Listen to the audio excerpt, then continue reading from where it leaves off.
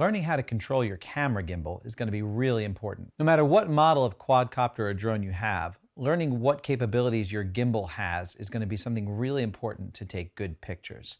You might be able to control that gimbal with a button or knob on the remote itself. So for the DJI Phantom, I can actually control the gimbal using one of these knobs. I can do some other controls of the gimbal, like flipping it level and straight down, and I can control the gimbal modes with the press of a button as well. The gimbal modes are important because some quadcopters will allow you to adjust the amount of stability the gimbal is using to keep that camera perfectly straightforward. Sometimes you might not want it perfectly straightforward. You might want to get a banking feeling if you're turning left or right, and you want it to feel like the camera is banking with the quadcopter.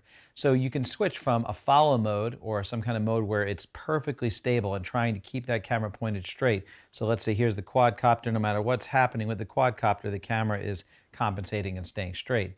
You might be able to switch to a different mode, like a first-person view mode, FPV mode, or a just locked mode that will keep the camera locked tightly with the drone so that when you turn the drone, the camera turns too.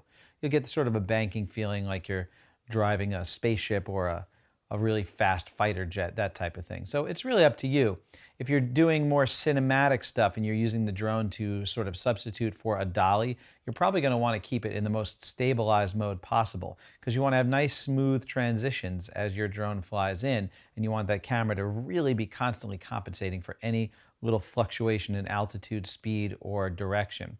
But if you want the viewer to feel like they're piloting your drone, so you want it to feel like, well, this is a first-person view of someone flying an airplane or something, then you're probably going to want to stay in that locked mode or FPV mode, first-person view mode, or whatever mode keeps the camera pointed in the same direction as the quadcopter with a little less stabilization. So it'll stabilize the bumpiness, but when the quadcopter itself turns, the camera will turn with it. You can kind of see it in some of the sample footage that we just showed.